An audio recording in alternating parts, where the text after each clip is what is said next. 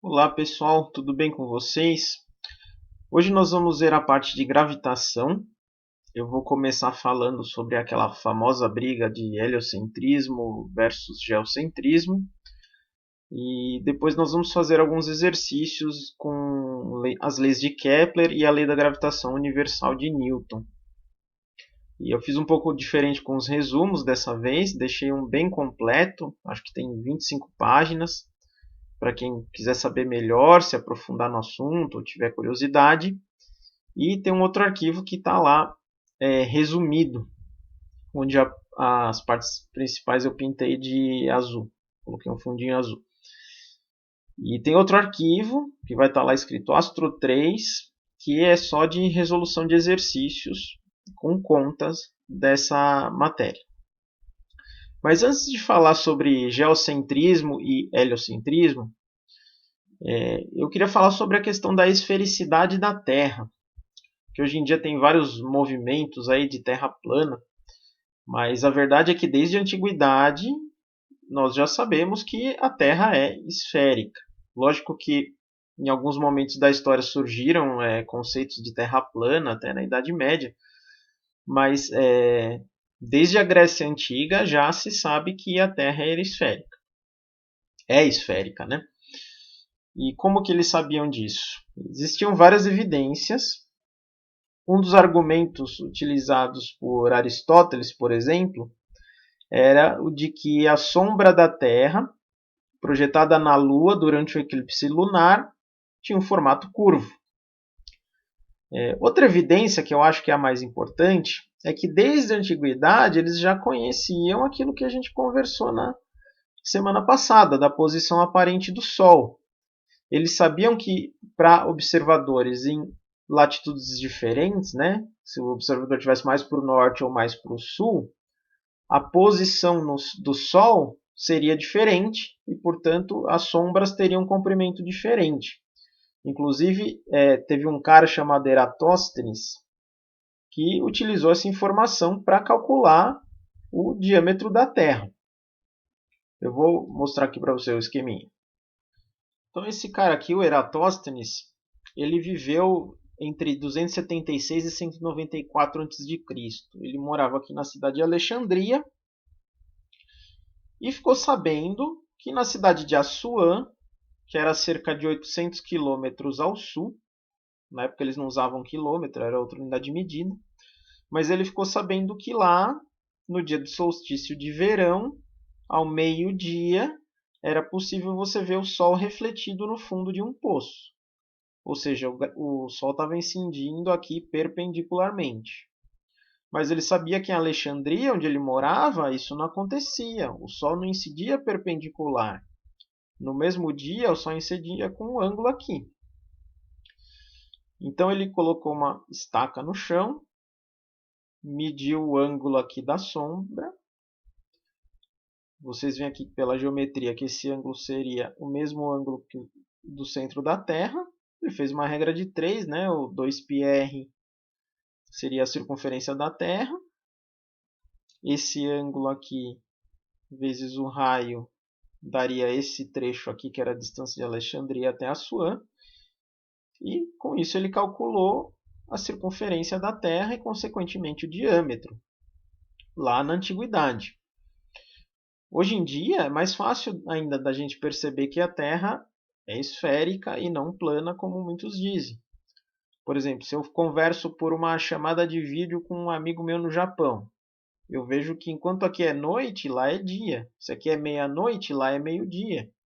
Se a Terra fosse plana, o Sol ia nascer para todo mundo. Ia ser o mesmo horário para o planeta inteiro.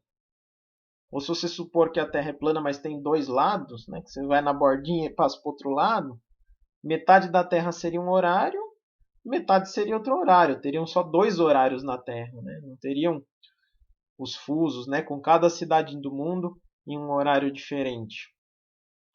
Mas, enfim, isso só para falar que a Terra é esférica. Agora vamos para o geocentrismo. Então, quando nós falamos em geocentrismo, essa palavra geo significa terra. Então, trata-se de qualquer modelo de universo em que a Terra esteja no centro. Por exemplo, nessa figura eu tenho a Terra, em volta dela orbita a Lua, Mercúrio, Vênus, depois o Sol, Marte, Júpiter, Saturno e, por fim, eu tenho a esfera das estrelas fixas. Importante lembrar que os planetas que a gente consegue ver a olho nu são esses. Não vamos falar aqui de Urano e Netuno, porque esses planetas só foram descobertos depois a partir do século XVIII, quando nós já tínhamos telescópios, porque eles não podem ser vistos a olho nu. Então, todos os modelos aqui da antiguidade vão considerar somente até Saturno. Mas voltando aqui ao geocentrismo, existiam vários modelos geocêntricos. Qualquer modelo que a Terra estava no centro era geocêntrico. Por exemplo, o modelo de Heráclides, ele considerava que Mercúrio e Vênus orbitavam aqui ao redor do Sol e não ao redor da Terra. Porque esses dois planetas a gente sempre vê próximo ao Sol. Mas nas aulas de física e nas aulas de história, quando nós falamos em geocentrismo, estamos nos referindo ao geocentrismo aristotélico ou aristotélico-ptolomaico, como ele também é conhecido. Por quê? Porque é um modelo de mundo baseado nas ideias, principalmente desse cara aqui, o Aristóteles, e de outros gregos também, como Eudoxos ou Hiparco. Então, a ideia foi proposta por eles. O Aristóteles viveu cerca de 300 e pouco antes de Cristo. E mais tarde essas ideias foram organizadas numa série de livros chamada O Almagesto, escrita por esse cara aqui, Cláudius Ptolomeu. Esse cara aqui ele viveu séculos depois do Aristóteles, tá? De 85 a 165 depois de Cristo. Mas o que ele fez? Ele organizou todo o conhecimento dos gregos, né? o Aristóteles, Eudoxos, Hiparco, organizou todo esse conhecimento e desenvolveu um modelo matemático, colocou tudo isso num livro, e era um modelo que permitia fazer previsões do movimento dos astros de uma forma bastante precisa para a época. Então, quando a gente fala em geocentrismo, a partir de agora eu vou estar me referindo ao geocentrismo aristotélico-ptolomaico. Ok? E o que dizia o Aristóteles sobre o universo? Então, segundo a teoria aristotélica, a Terra é uma esfera imóvel localizada no centro do universo. Tá? Ela não é o centro do universo, ela só está localizada lá. Eu falo um pouco melhor sobre essa teoria lá no resumo. E em volta da Terra estariam orbitando a Lua, o Sol, os planetas e as estrelas, nessa ordem que a gente já viu aqui nessa imagem, mas essa imagem está um pouco simplificada, porque aqui parece que os planetas estão meio que soltos. Mas, na verdade, essa teoria dizia que eles estavam em esferas transparentes. Tá? Eles estão incrustados nessas esferas como se fossem umas esferas de vidro. E aí a esfera inteira vai girando em volta da Terra e produzindo o movimento do planeta. Então, segue essa ordem aqui: esfera da Lua, Mercúrio, Vênus, Sol, Marte, Júpiter, Saturno e esfera das estrelas fixas. Por que a gente chama as estrelas de estrelas fixas? É para diferenciar dos planetas, porque os planetas é o que eles chamavam de estrelas móveis. Porque acontece o seguinte, eu vou dar uma explicação moderna para isso, para depois a gente voltar aqui para os antigos, tá? As estrelas elas estão muito, muito, muito, muito longe da gente. E os planetas estão relativamente perto. Imagina, por exemplo, uma situação que você está andando de carro na estrada.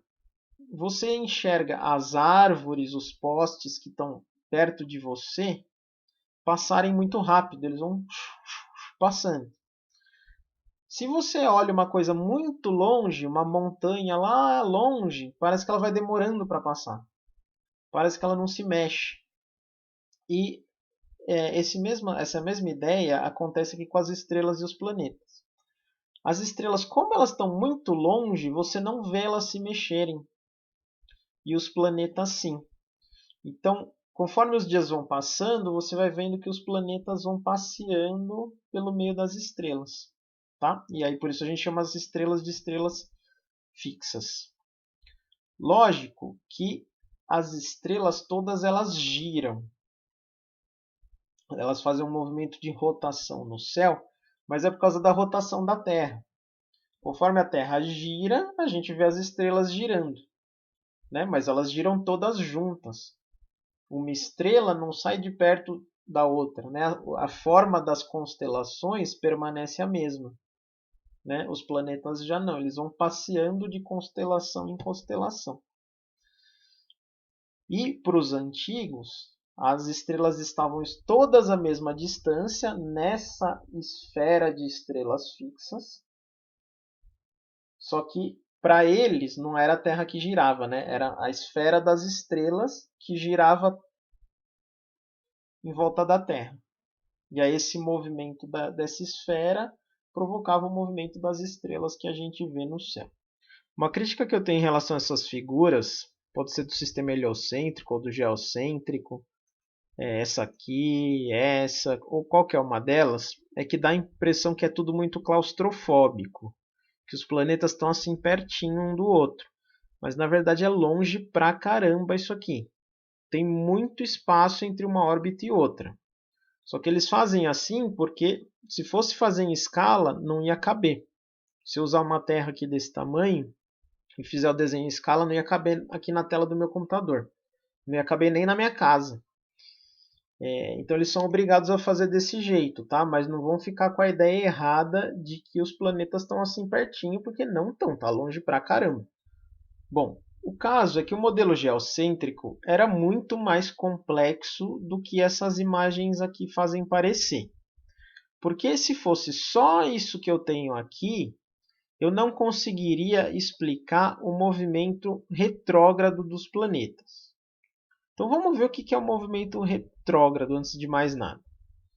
Bom, vocês se lembram que eu falei para vocês que os planetas parecem que vão passeando em meio às estrelas, certo? Chega uma hora no movimento deles que acontece isso daqui, ó. Eles vêm vindo, passeando entre as estrelas. Aqui embaixo eu tenho a contagem de dias, ó. Aí chega uma hora que parece que o planeta para, volta, forma um laço e depois continua indo para frente de novo. Esse aqui, no caso, era o planeta Marte. E isso é uma coisa que acontece. Se eu observar o céu noite por noite, eu vou ver que acontece isso com os planetas. E o modelo geocêntrico precisava explicar de algum jeito por que isso acontecia.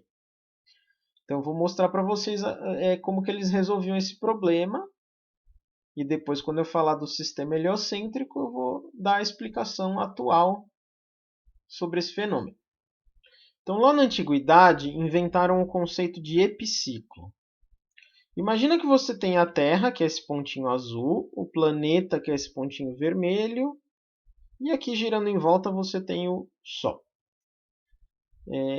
Então, o planeta ele tinha uma órbita principal, que é essa circunferência maior aqui, que chamava deferente.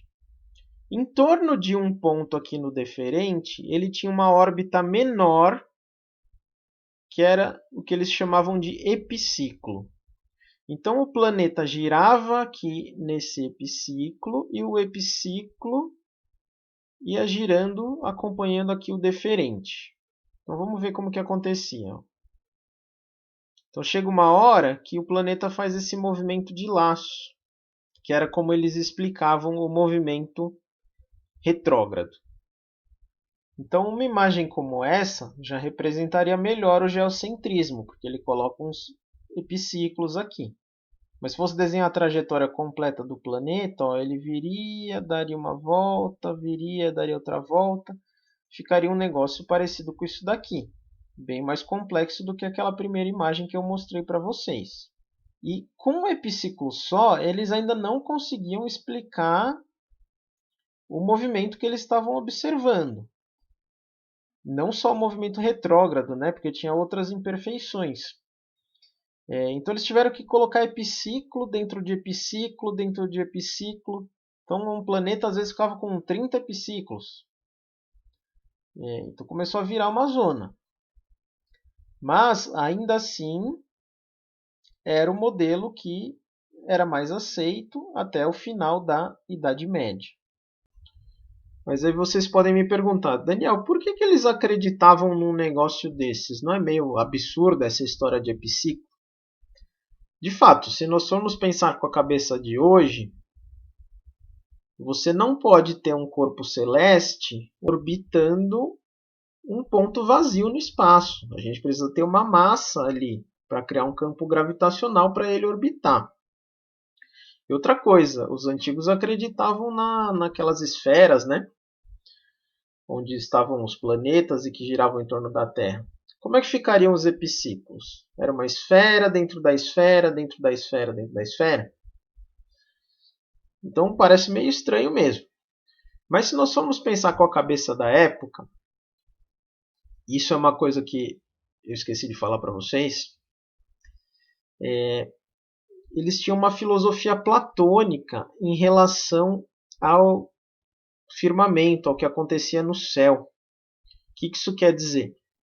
Que aqui na Terra poderiam haver imperfeições e irregularidades, mas que no céu, as regras que regem o céu não eram as mesmas que regem aqui a Terra. Os corpos celestes deveriam ser corpos perfeitos, esferas perfeitas, e deveriam executar o mais perfeito dos movimentos, que era um movimento circular uniforme. Então, assim, que outras hipóteses eles poderiam ter levantado? A de que a Terra gira, por exemplo, e que a Terra translada em torno do Sol, como fez o Copérnico. Mas para eles era tão absurdo pensar que a Terra estava se movendo, porque a gente não sente a Terra se mover. Você sente a Terra se mover? Não sente. Você sente a Terra girar, transladar em torno do Sol. Então, para eles era muito absurdo pensar numa Terra que se movia. Era menos absurdo pensar num epiciclo. Outra coisa que eles poderiam ter pensado, colocar órbitas elípticas, como fez o Kepler. Mas elipse não é o movimento que eles achavam que era perfeito. Para eles o céu tinha que ser perfeito, tinha que ser movimento circular uniforme. Então esse epiciclo foi uma gambiarra que eles acharam para continuar usando o movimento que eles achavam que tinha que ser o correto. Era menos absurdo para eles pensar nisso do que pensar num outro movimento, ou que pensar que a Terra estava se movendo. E muitas vezes, quando eles elaboravam essas teorias, eles nem tinham a pretensão de descrever a realidade de fato. Então, quando eles propunham um negócio desse, às vezes nem era que eles estavam querendo dizer que acontecia aquilo. Era muito mais um modelo geométrico, matemático, para descrever a posição dos astros, para fazer uma previsão. Ó, esse planeta vai estar aqui em tal dia, em tal horário. Então, muitas vezes era mais uma ferramenta que eles desenvolviam para fazer essa previsão do que uma tentativa de representar a realidade de fato. Até porque a realidade dos céus era uma realidade muito distante daqui da Terra. Obedeciam regras mágicas, sei lá, desconhecidas. Vamos falar agora do heliocentrismo. A palavra hélio significa Sol. Então trata-se de um sistema de mundo com o Sol no centro do universo. Em volta dele estão orbitando os planetas e as estrelas. A Terra seria só mais um desses planetas, com a Lua orbitando ao redor dela. E o dia e a noite seriam causados pelo movimento de rotação da Terra em torno do seu próprio eixo. Essa não foi uma ideia que surgiu no Renascimento. Ela já existia lá desde a Grécia Antiga. Por exemplo, um cara chamado Aristarco de Samos já tinha proposto isso. E também tinham outros modelos que não eram heliocêntricos, mas em que a Terra se movia, como o modelo da escola pitagórica. Mas o que aconteceu foi que esses modelos não foram muito bem aceitos, até porque era difícil provar que a Terra se movia. E o pessoal acabou seguindo o geocentrismo mesmo, até o final da Idade Média. No Renascimento, a Europa volta a ter contato com os clássicos gregos e romanos. Muito desse contato se deu através dos árabes, que preservaram esse conhecimento. Eles traduziram dos originais para o árabe e depois a Europa voltou a ter contato com esses clássicos através dos escritos árabes. E é nesse contexto que esse cara aqui, o Nicolau Copérnico, propõe novamente um modelo heliocêntrico. Bom, então quais são as vantagens do sistema heliocêntrico? Um dos argumentos que o Copérnico utilizou quando falaram que a Terra não poderia se mover porque senão ela ia quebrar, Copérnico falou, mas seria muito mais fácil quebrar a esfera das estrelas fixas. Você imagina, no sistema geocêntrico, o movimento que a gente vê as estrelas fazer durante a noite era porque essa esfera gigantesca de estrelas fixas estava girando em volta da gente. Quando na verdade parece muito mais fácil que a Terra, que é um negócio pequeno, esteja girando. Mas acho que a maior vantagem do heliocentrismo é que ele explicava de forma bem simples e natural a questão do movimento retrógrado. Vamos ver aqui como. Uma coisa que eu esqueci de falar lá do modelo geocêntrico é que desde aquela época eles já sabiam a ordem dos planetas, né, qual que estava mais perto da gente, qual que estava mais longe, pelo período que eles levavam para dar uma volta completa nas constelações. Então eles já sabiam que os planetas mais devagar eram os que tinham órbita maior e os mais rápidos tinham órbita menor.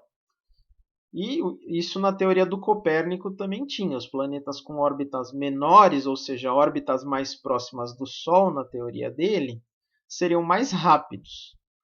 Então chegaria um momento em que o planeta de dentro iria ultrapassar o planeta de fora. E aí o movimento retrógrado, que é aquele movimento de laço que a gente vê no céu, seria provocado durante a ultrapassagem. Então imagina aqui o seguinte, temos a Terra e eu estou olhando para esse planeta aqui, vamos supor Marte. Quando eu olho para esse planeta, eu enxergo ele nessa região aqui dessas estrelas. Tá, o planeta está aqui embaixo, ó, nessa órbita azul. Mas quando eu olho no espaço, eu não tenho noção de profundidade, certo? Eu vou olhar, vai parecer que ele está na frente dessas estrelas aqui do fundo. Ó. Tá? É isso aqui que eu vou ver, mas o planeta vai estar aqui.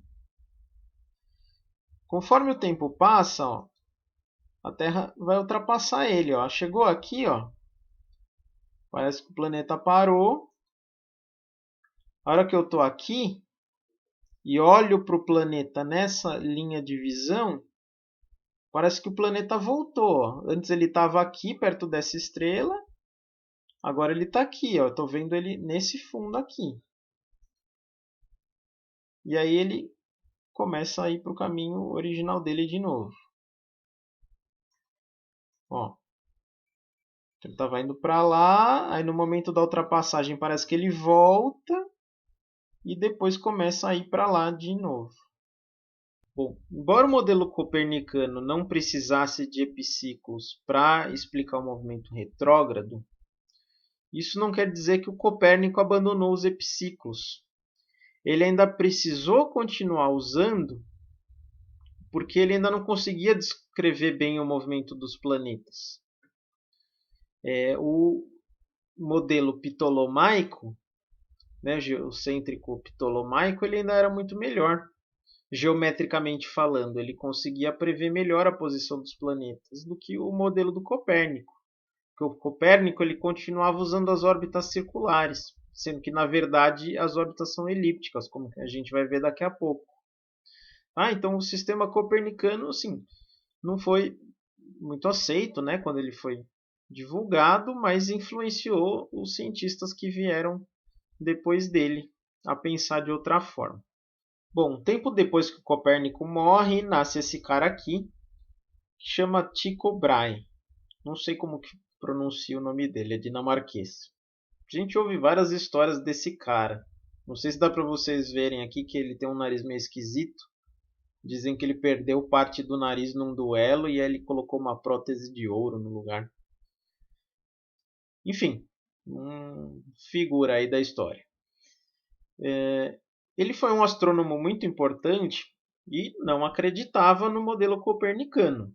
Na verdade, ele tinha o próprio modelo dele do geocentrismo, que era esse daqui. O Sol girava em torno da Terra, a Terra é esse azulzinho aqui, o Sol girava em torno dela, a Lua também, e os outros planetas não giravam em torno da Terra, giravam em torno do Sol. Esse ficou conhecido como o modelo ticoniano, que foi bem aceito na época até. Então, ele era contrário ao modelo copernicano. Um dos motivos era que, se o modelo copernicano tivesse correto, você poderia observar paralaxes estelares. E o Copérnico argumentava que as paralaxes estelares aconteciam, mas que eram muito pequenas para serem observadas. E, de fato, quem estava certo era o Copérnico. Hoje em dia, a gente observa paralaxes estelares e, inclusive, utiliza isso para medir distância daqui até essas estrelas. Mas a explicação do que é essa paralaxe vai ficar para outro dia. Bom, o que importa aqui sobre esse cara, o Tycho, é que ele foi um ótimo observador. Ele era muito bom astrônomo observacional, experimental. Ele tinha o melhor observatório da época e anotava tudo com muito cuidado, deixava tudo lá anotadinho. Um pouco antes dele morrer, ele chamou o Kepler para trabalhar com ele, para ajudar a organizar esses dados que ele tinha. O Kepler é esse cara aqui. E ele era muito bom matemático e astrônomo. E ao contrário do Tycho Brahe, ele era copernicano. Ele acreditava no heliocentrismo. E quando o Tycho Brahe morreu, se não me engano, 1 ano depois de contratar o Kepler, o Kepler acabou herdando as anotações do Tycho, que eram muito boas. E aí ele estudou essas anotações para tentar definir a forma da órbita que a Terra teria em torno do Sol. E descobriu que o Sol não estaria no centro dessa órbita.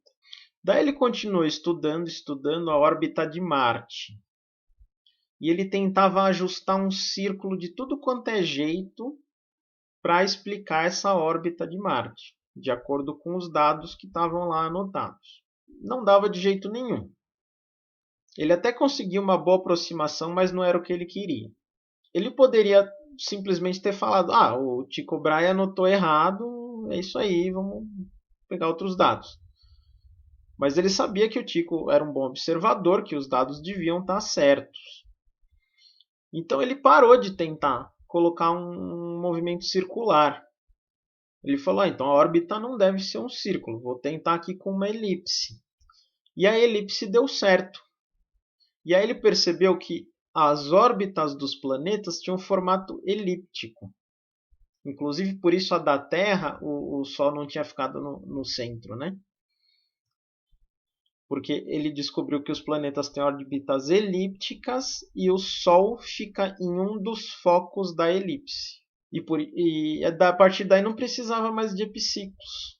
As órbitas elípticas deram certo e não precisou mais daquele negócio. Quando a gente olha uma imagem do sistema solar nos livros didáticos, essa órbita elíptica está muito exagerada. Eles desenham uma elipse super alongada para falar: olha, é uma elipse. Mas, na verdade, a excentricidade dessas elipses é muito pequena. É praticamente um círculo. Aqui eu tenho a órbita de Mercúrio e da Terra desenhada com a excentricidade correta que teria. Você vê que a olho nu parece um círculo. Mercúrio ainda dá para perceber que é uma elipse, que ele desenhou os focos aqui separadinhos. Ó. Mas na Terra os focos já estão praticamente juntos, nem dá para separar que são dois, né? Você bate o olho nisso aqui, você vê que parece que é um círculo. E para os outros planetas também. Tá? Você só vai ver que a órbita é elíptica bem clara, assim, em cometas. Plutão também. Plutão, quando você olha a órbita de Plutão, é um negócio bem elíptico até. Mas dos planetas mesmo, parece um círculo. Então, a maioria dos problemas de terceira lei de Kepler, por exemplo, a gente vai fazer as contas considerando que é um círculo, tá? Mas é uma elipse. Bom, agora vamos para a segunda lei de Kepler, que historicamente veio antes da primeira, se não me engano. Mas enfim, aqui eu estou colocando uma órbita elíptica bem excêntrica, tá? Na verdade não deveria ser assim. Mas essa lei diz o seguinte, que a linha que liga o planeta até o Sol varre áreas iguais em tempos iguais. Então, por exemplo, quando o planeta vai aqui de A até B, ele marca essa área aqui. Se ela for igual a essa outra área aqui, que é quando ele vai de C até D, os tempos que ele demora para fazer isso e para fazer isso são iguais. Agora, vocês estão vendo que esse caminho aqui é muito mais comprido do que esse. Isso significa que a velocidade do planeta nesse trecho vai ser maior do que a velocidade nesse trecho. Então vamos ver aqui a terceira lei de Kepler, também conhecida como lei harmônica. O Kepler descobriu que o quadrado do período de translação de um planeta, que é o tempo que leva para o planeta dar uma volta completa ao redor do Sol, é proporcional ao cubo da distância do Sol até o planeta. Como essa é uma distância variável, pelo fato da órbita ser uma elipse, a gente usa uma distância média, tá? Um raio médio da órbita. Então isso implica que se eu pegar o quadrado do período, dividir pelo cubo da órbita, do raio da órbita, eu vou obter uma constante. Vou chamar aqui de K, mas posso chamar de qualquer outra letra. E essa constante ela vai ser a mesma para qualquer outro corpo que estiver orbitando esse mesmo astro central. Isso vale também para planetas e satélites. Tá? A mesma regra vale para, por exemplo, os satélites artificiais orbitando em volta da Terra. Então, o que isso quer dizer? Que se eu colocar aqui, período da Terra, raio da Terra, vai me dar um valor. Se eu colocar aqui, período de Marte, raio de Marte, vai me dar o mesmo valor. Porque todos esses corpos estão orbitando o mesmo corpo central, que é o Sol. Então, eu igualo um com o outro e aí eu consigo resolver um problema, resolver uma equação. Bom, depois quem tiver interesse, dá uma olhada lá no resumo. Eu coloquei mais umas curiosidades sobre o Kepler. Por exemplo, um livro que ele escreveu é considerado uma das primeiras obras de ficção científica. Ele relata uma viagem para a Lua, é bem interessante. Então, se quiser depois dar uma olhada lá no resumo, eu vou continuar falando agora do Galileu. Galileu, que é esse cara aqui, ele foi contemporâneo do Kepler, tá? Um conhecia o trabalho do outro, e ele foi muito importante na história da ciência. Galileu ele frequentemente é considerado como o pai da física moderna. Ele desenvolveu vários trabalhos sobre o movimento, sobre queda dos corpos, lançamento de projéteis. Ele escreveu um livro muito interessante que chama Diálogos entre os dois principais sistemas de mundo, onde tem 3 personagens, uma defendendo o modelo copernicano, outra defendendo o modelo aristotélico e uma personagem neutra. E aí eles ficam debatendo e apresentam vários argumentos em favor do heliocentrismo. Mas o que eu vou falar agora sobre o Galileu é sobre o telescópio. Porque todos esses caras que a gente estava falando antes, o Copérnico, o Kepler, ninguém tinha telescópio, não tinha sido inventado ainda. Então o Galileu, quando ele descobriu que os holandeses inventaram o telescópio, ele foi atrás de fazer um para ele e foi aperfeiçoando ao longo da vida. E com o telescópio, ele fez várias descobertas interessantes que corroboravam com o modelo copernicano, de alguma forma, umas mais, outras menos. Eu vou mostrar aqui algumas coisas que ele viu com o telescópio e como isso contribuiu com o heliocentrismo. Então, uma das observações mais importantes de Galileu foi que ele viu 4 pontinhos próximos a Júpiter que iam mudando de posição conforme os dias iam passando, mas eles estavam sempre perto de Júpiter. Tinha a hora que algum deles sumia, como se estivesse passando por trás de Júpiter, e depois reaparecia. Com isso, ele chegou à conclusão que Júpiter também tinha luas. Essas 4 luas ficaram conhecidas como luas galileanas, por causa do Galileu. E por que isso foi importante? Porque mostrava que a Terra não era o centro de tudo.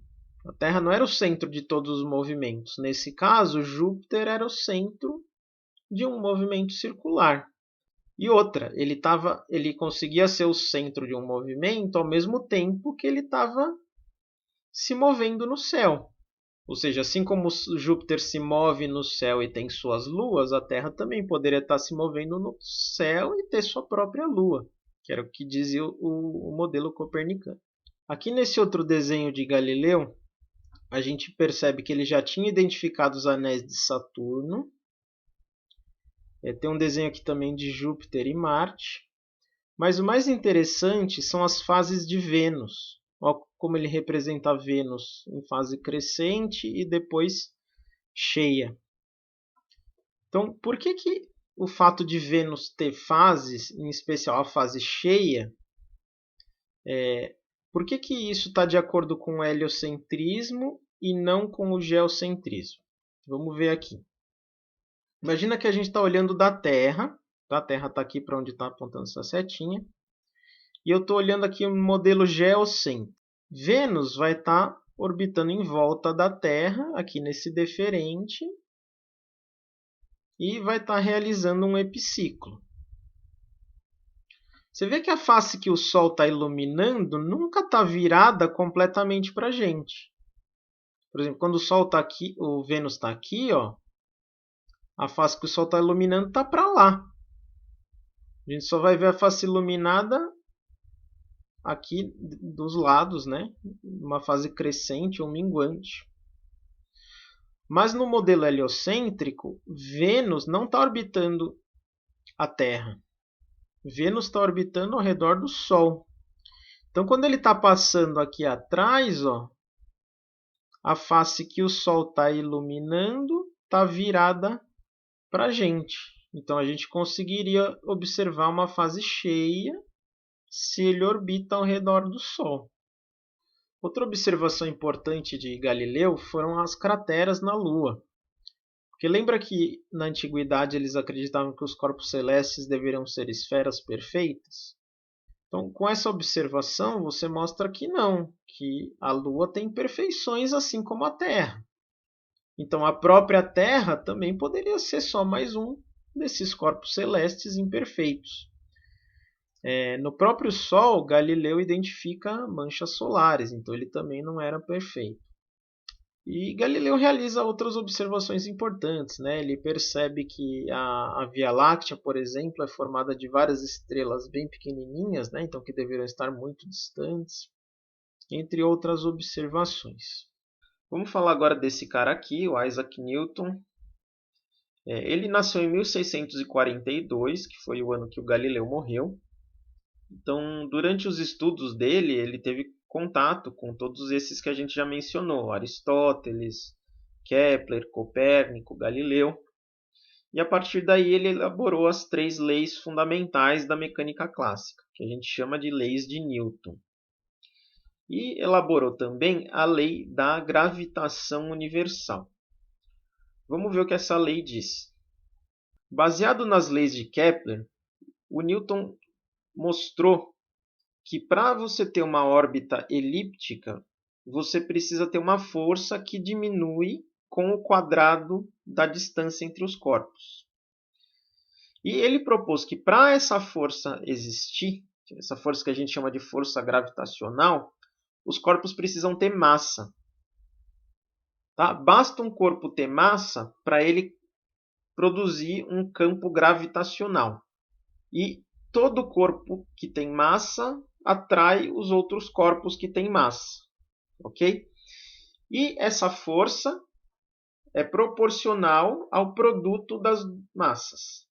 Então, se eu tenho o corpo 1 e o corpo 2, vai aparecer uma força em 1 causada pelo corpo 2, que é essa azul, e uma força em 2, no sentido contrário, causada pelo corpo 1.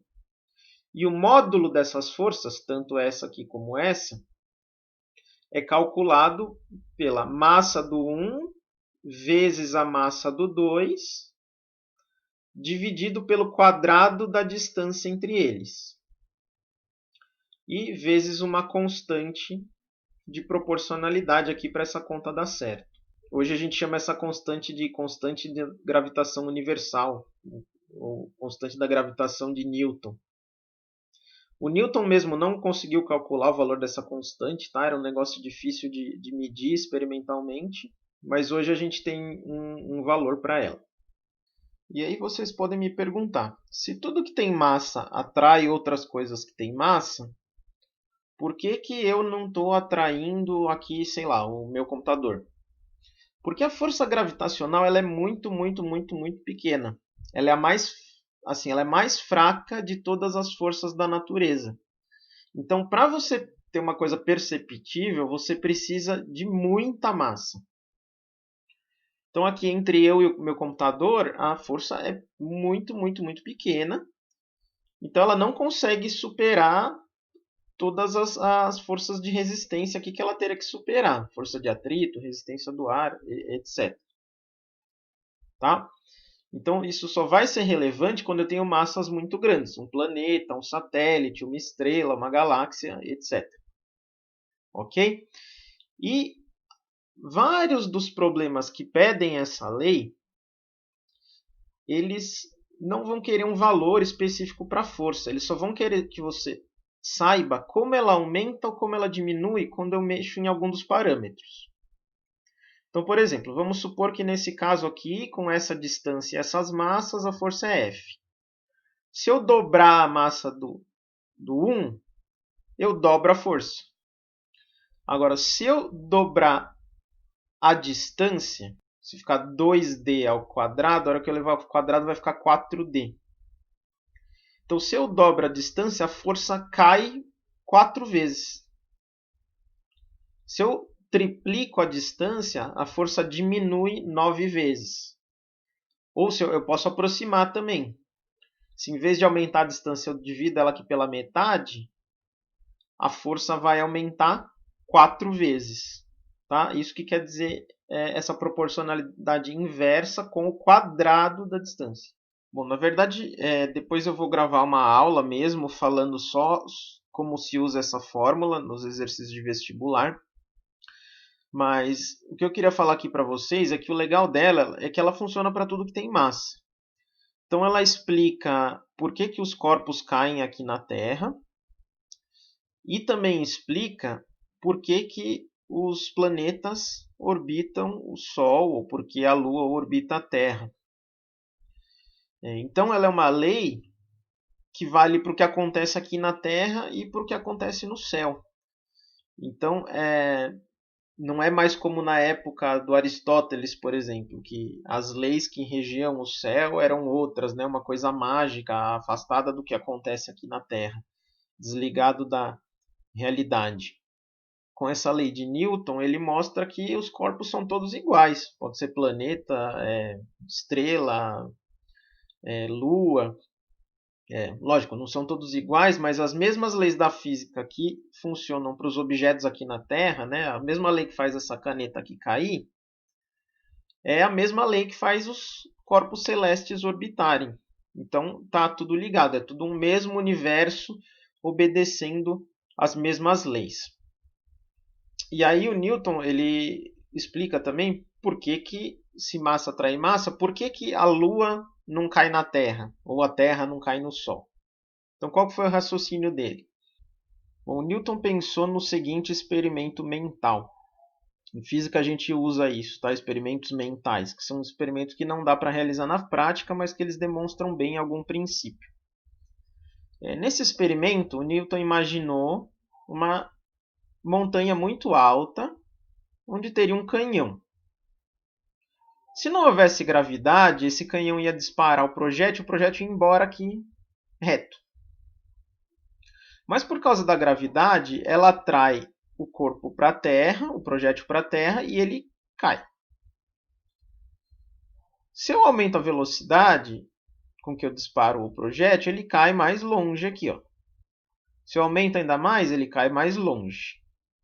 Mas chega uma hora que eu lanço o projétil numa velocidade exata que, em vez dele cair, ele consegue completar uma circunferência.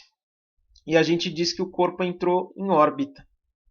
E tem uma velocidade certa para cada altitude. Tá? Se eu lançar numa velocidade maior, o corpo vai fazer uma curva aqui maior e ele vai embora. Ele não vai ficar rodando aqui em volta da Terra. Então tem uma velocidade exata para cada altitude que o corpo entra em órbita. Vamos dar uma olhada aqui nos vetores. Então imagina que você tem a Terra aqui no centro e um corpo qualquer, pode ser a Lua, um satélite artificial orbitando em volta dela. Esse corpo não está parado, ele tem uma velocidade. Então, conforme a gravidade puxa ele para baixo, ao mesmo tempo ele vai indo para o lado. Então ele nunca cai aqui na Terra.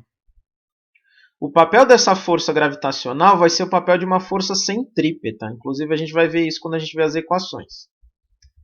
Então o que ela faz? Ela muda a direção desse vetor velocidade. Então se agora a velocidade está aqui, quando o corpo estiver aqui, a velocidade vai estar apontando para cá. Quando o corpo estiver aqui, a velocidade vai estar para cá. Ficou torto, mas a ideia é essa.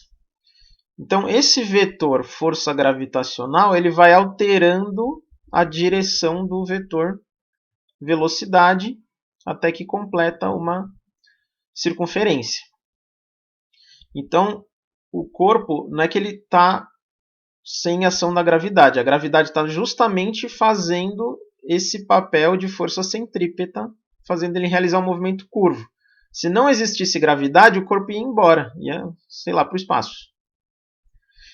Então, quando a gente vê imagens da estação espacial, os astronautas flutuando lá dentro, não é que não tem gravidade, que é gravidade zero.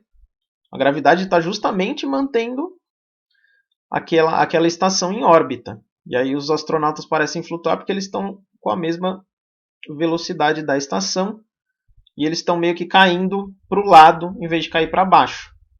Mas se eu não tenho essa velocidade aqui, se de repente a Lua perde a velocidade dela, aí ela vai de fato cair para a Terra. Então, quando eu coloco um satélite em órbita, ele tem que ter uma velocidade exata para aquela altitude para ele continuar fazendo esse movimento. Eu não posso largar ele lá parado, senão ele cai. A partir das leis de Newton, você consegue deduzir matematicamente as leis de Kepler. Então, explicar por que a órbita tem que ser elíptica, por que a velocidade é maior quando o planeta passa próximo ao Sol, a lei dos períodos. E assim o sistema heliocêntrico se estabeleceu como um novo paradigma. Mas esse não foi o último grande debate da astronomia. Por exemplo, no início do século XX, os cientistas ainda não sabiam se existiam outras galáxias no universo ou se a Via Láctea era a única galáxia. Eles observavam no céu as nebulosas, e tem tipos diferentes de nebulosas, por exemplo, regiões de formação estelar, que estão aqui na nossa galáxia. Mas tem outro tipo que eles chamavam de nebulosas espirais, que são outras galáxias, mas tinha gente que acreditava que eram estruturas menores dentro da nossa própria galáxia. Essa discussão só acabou lá por meados da década de 1920, quando Hubble conseguiu determinar com precisão a distância daqui até essas nebulosas espirais e mostrou que a ordem de grandeza dessa distância era muito maior que a ordem de grandeza do diâmetro da nossa própria galáxia. E também que esses corpos eram muito grandes, né? Porque se eles estavam a uma distância tão grande assim, a gente ainda conseguia ver eles daquele tamanho, eles eram corpos gigantescos, às vezes até maiores que a nossa própria galáxia. Alguns menores, né? Mas, enfim, ficou comprovado que a nossa galáxia não era única, que existiam bilhões de galáxias e que nenhuma delas era o centro do universo. Mas isso é uma discussão que fica para outro dia. Eu vou encerrar essa aula por aqui. Ficou muito grande, eu vou tentar colocar essa aqui como uma aula extra e depois fazer uma aula só voltada para os exercícios, resolução de exercícios utilizando as leis de Newton e lei da gravitação universal e as leis de Kepler. Então, até mais, assistam a outra aula.